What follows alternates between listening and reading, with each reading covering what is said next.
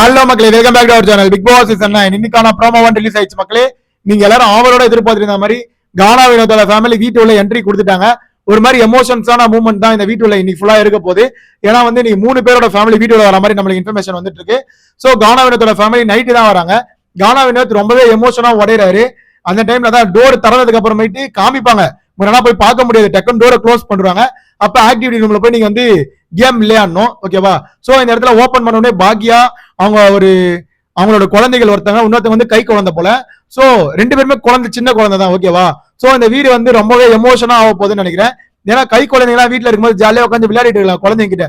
அந்த குழந்தைங்களுக்கு ஒண்ணுமே தெரியாது, உலகனா என்னன்னே தெரியாது, இப்பதான் வந்து பார்ப்பாங்க.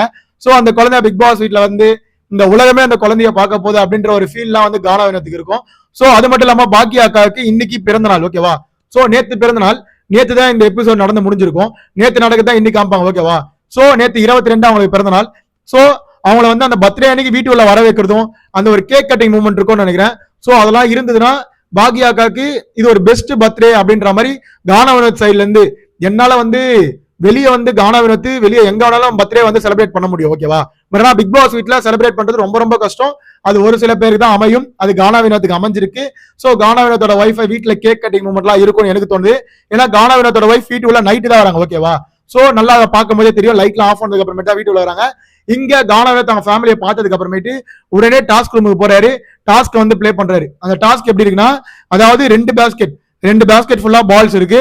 அதாவது mixed balls, red colour yellow colour கலந்து இருக்கு. சோ அதை ரெட்டையும் எல்லோவையும் பிரிச்சு வைக்கணும். அதுதான் வந்து டாஸ்க். நேத்து வந்து சாண்ட்ராக் வந்து அந்த லைனா அடுக்கணும், எல்லோ ப்ளூ கிரீன்னு சொல்லிட்டு லைனா வந்து அதை ஆர்டர் பண்ணோம். பட் ஆனா இந்த மாதிரி கானா வினோத்துக்கு இந்த மாதிரி பால்ஸை வந்து ஷஃபிள் பண்ணும். சோ அதனால ஈஸியா முடிச்சுட்டு மனுஷன் அங்கேயே நிக்கிறாரு, என்ன பண்றதுன்னு தெரியாம. பிக் பாஸ் அதான் முடிச்சிட்டீங்களா போங்க அப்படின்றாரு. சரி, அதுக்கப்புறமேட்டு வீட்டுக்குள்ள போயிட்டு ரொம்ப எமோஷனா ஃபீல் பண்றாரு. அதுக்கப்புறமேட்டு அவங்க குழந்தைகளாம் வந்து கட்டி பிடிச்சி கிஸ் பண்ணி, அதுக்கப்புறமேட்டு பாக்யாக்கா தனியா கூட்டு போய் உட்கார வச்சு நிறைய விஷயங்கள்லாம் பேசுறாங்க. அதான் வீட்டுக்கு, அதாவது வெளியே வந்து என்னதான் புலியா இருந்தாலும் வீட்டுக்குள்ள பூனையா தான் இருக்கணும் அப்படின்ற மாதிரி இது வந்து கானா வினோத் சைட்ல இருந்து பார்க்க முடியுது. ஏன்னா வந்து பாக்யாக்கா நிறைய விஷயம் வந்து இன்புட் வந்து தெளிவா கொடுக்குறாங்க.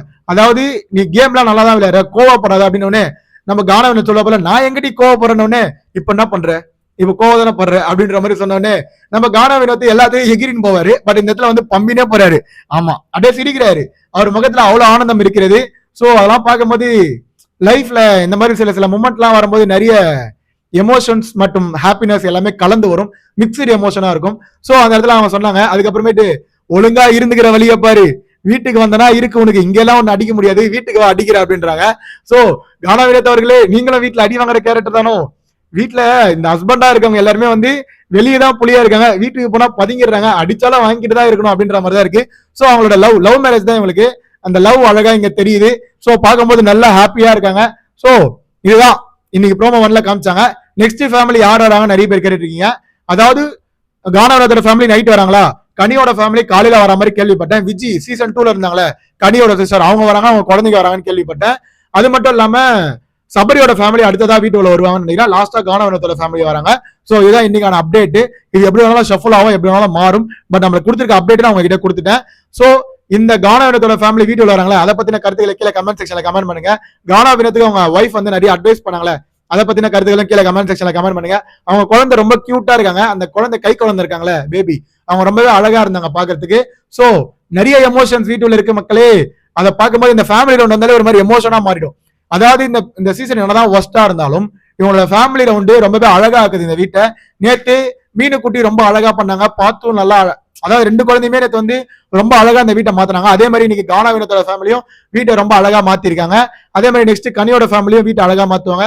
சோ இதுக்கப்புறம் ஃபேமிலிஸ் வந்து வீட்டை அழகா மாத்தி இந்த ஷோவை நல்லா ஹைப் பண்ணுவாங்கன்னு எனக்கு தோணுது. உங்களோட தனிப்பட்ட கருத்துக்களை கீழே கமெண்ட் செக்ஷன்ல கமெண்ட் பண்ணுங்க மக்களே. அதை பார்த்து நான் தெரிஞ்சுட்டு அதே நம்ம சேனலை சப்ஸ்கிரைப் பண்ணிக்கோங்க. கூட இருக்க பெல் ஐகானை தட்டி விடுங்க. அப்பதான் நம்ம போற வீடியோலாம் உடனே வந்து சேரும். Love you, bye, take care.